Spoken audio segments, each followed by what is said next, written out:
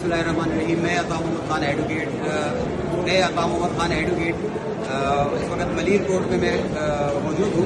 एक FIR है 492/2025 और ये 22 की पिटीशन पे गड्डी है यहाँ पर मलीर कोर्ट से और सुरागपुर थाने में।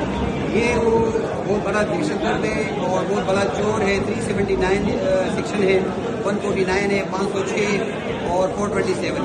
ये बच्चे के खिलाफ FIR गड्डी है और ये भी मजे की बात ये है कि 22 से भी गड्डी है।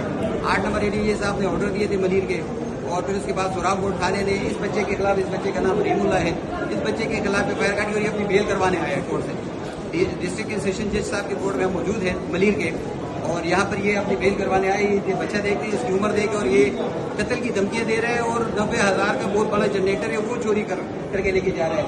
ये इसके खिलाफ ये एलिगेशन है और ये FIR है।